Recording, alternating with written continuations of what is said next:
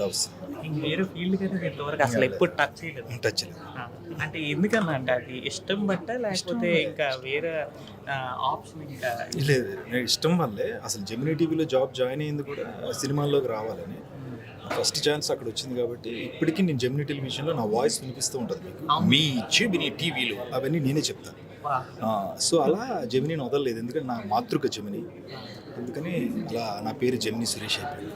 20 ఏళ్ళుగా జెమినీలో పనిచేస్తున్నాను. 20 సంవత్సరాలుగా సినిమా పరిశ్రమలో అలుపు లేకుండా పరిగెడుతున్నాను.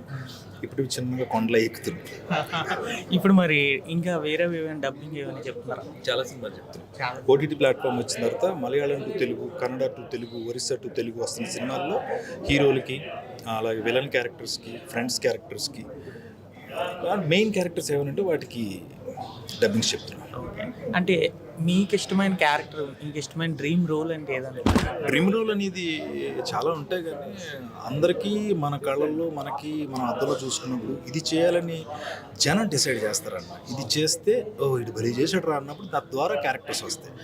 నాకు లైక్ శ్రీహరి అన్నయ్య చేసిన లాంటి పాత్రలు చేయాలని ఇష్టం. అలాంటి అన్నయ్య, పోలీసు, భద్రాచలంలో ఆయన చేసిన అలాంటి ఇన్స్పైరింగ్గా ఉండే క్యారెక్టర్. అది హీరో కాదు, బట్ అదే ప్రధానం ఆ సినిమాకి. అలాంటివి చేయాలని ఇష్టం. మీరు చేసిన క్యారెక్టర్లో మీకు ఇష్టమైన క్యారెక్టర్ అంటే ఏంటి? బ్రోకర్ సినిమాలో ఆర్పి పట్నాయక్ గారు ఉంటుంది. మనలో ఒకడు. ఫ్రెండ్స్ బుక్ అని ఒక సినిమా వచ్చింది.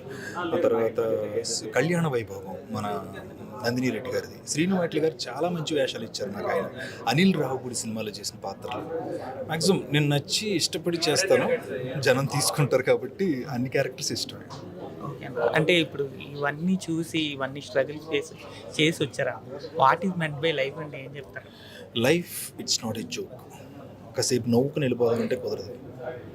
అన్ని జన్మల్లోకి భగవంతుడు మనకి ఇచ్చిన మానవ జన్మ చాలా అపురూపమైంది. చాలా జాగ్రత్తగా డీల్ చేసుకుంటూ వెళ్ళాలి. కాసేపు ఇలా వచ్చిన జోకేసి నవ్వేస్తే కాదు. జీవితాన్ని చాలా జాగ్రత్తగా డీల్ చేయాలి. అడుగు అడుగు ఆచితూచి వెయ్యాలి. సో చాలామంది ఏంటంటే ఇది అయిపోదాం, అది అయిపోదాం, మనం ఏంటి, మనకు తక్కువ ఏంటి, మనం వెళ్ళిపోదాం, మనం చేసేద్దాం. ఇందులోనే ఏ రంగంలోనైనా అంత ఈజీ కాదండి. Life it's not a joke, it's not easy thing కాదు. మనకున్న అతి కొద్ది సమయాన్ని, విలువైన సమయాన్ని కొన్నిటి మీద కాకుండా మనుషులతో మాట్లాడుతూ, ప్రపంచంతో మమేకం అవుతూ మనం సంపాదించాలి. ఓన్లీ సంపాదనే కాదంటున్నాను. ఆరోగ్యాన్ని కాపాడుకోవాలి. ఓన్లీ ఇదే కాదంటున్నాను. అన్నీ ఉండాలి. కుటుంబంతో ఉండాలి. అందరితో సంతోషంగా ఉండాలి.